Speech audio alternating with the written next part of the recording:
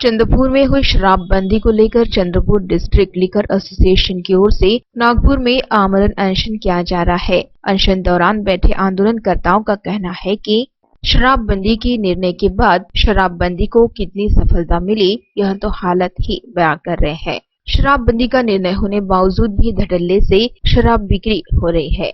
शराब बिक्री होने से अवैध शराब बिक्री के साथ ही अन्य अपराधों में भी बढ़ोतरी हो रही है। चंद्रपुर जिले में शराबबंदी का निर्णय हुआ जरूर, लेकिन केवल शराब की दुकानें बंद हुई है, शराब नहीं। शराबबंदी के निर्णय से शराब व्यवसायियों के साथ ही अन्य व्यवसायियों पर भी आर्थिक संकट मंडरा रहा है। बढ़ते अपराधों पर लगाम कसने और बनावटी शराब पीने से लोगों के स्वास्थ्य को होने वाला खतरा, इसे रोकने के लिए सरकार शराबबंदी का निर्णय पीछे ले, इसके लिए कई बार मांग की गई। यह मांग आज भी जारी है।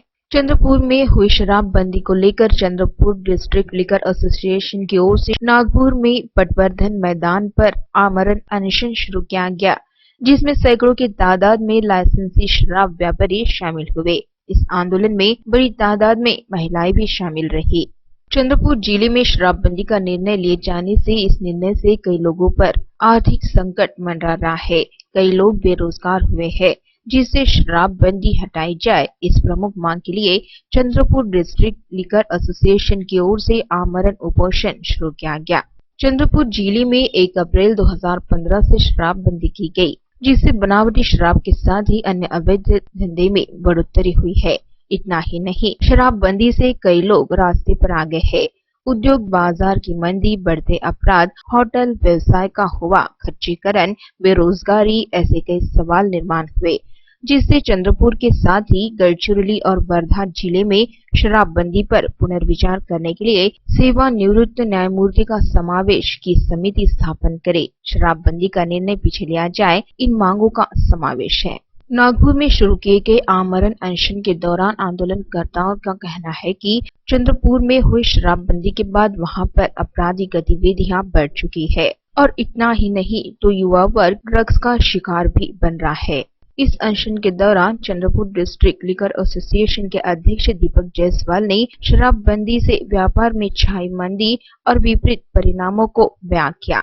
साथ ही इस समय अनशन में शामिल हुई महिलाओं ने भी अपनी प्रतिक्रिया देते हुए इस बात को अपना समर्थन दिया। इस अनशन में चंद्रपुर डिस्ट्रिक्ट लिकर एसोसिएशन के अध्यक्ष दीपक जायसवाल, इनके साथ ही प्रिया धोमनवार, श्रद्धा योरिले, वंदना धानोरकर, रीता मूले, दीपा पाटिल, संगीता हरणे, सुनीता तिड़के, अंकिता जायसवाल, शीतल उत्तरबार, संगीता डोंगरे, पूजा पोरेड्डीवार, कल्पना बाघाड़े, वर्षा गढ़पल्लीवार, सुनीता मेंढे अनशनकर्ता बड़ी तादाद में शामिल हुए।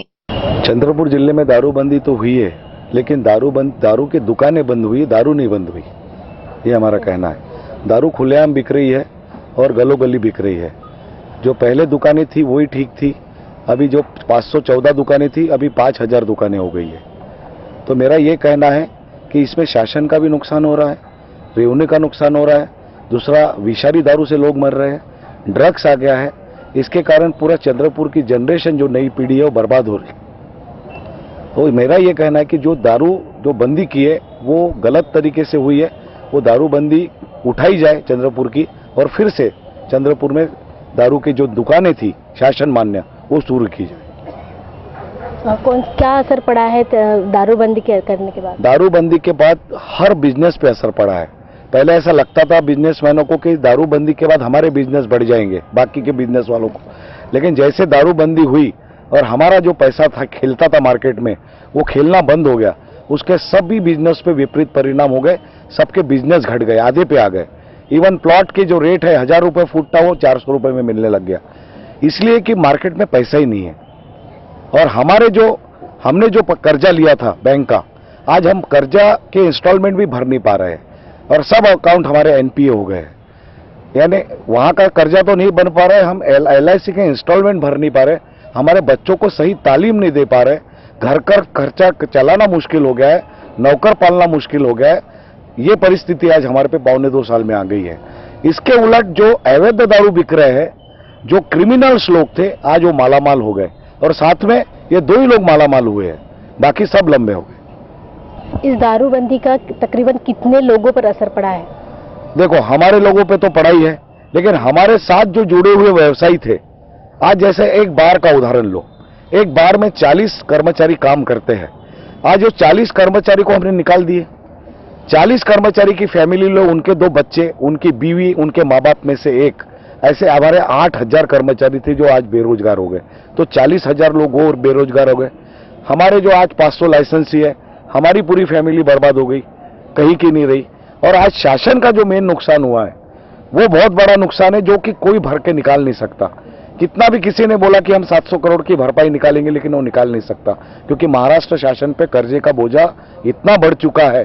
3,61,000 करोड़ का कर्जा आज है, जिसका 30,000 करोड़ का ब्याज हम भर रहे हैं, पर प्रतिदिन 65 से 70 करोड़ का ब्याज भर रहे हैं। शासन के पास लोगों को देने के लिए पैसा नहीं, और ये नोटबंदी से और ज्यादा असर पड़ा है।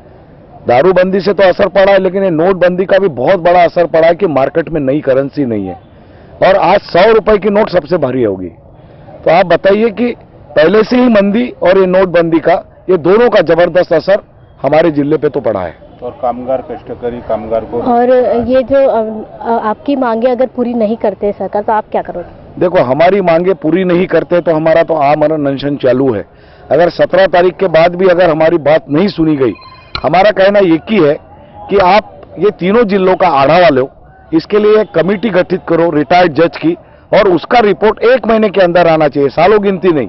1 महीने या 2 महीने में रिपोर्ट आना चाहिए कि सही में चंद्रपुर में, गढ़चिरौली में या वर्धा में दारूबंदी है क्या।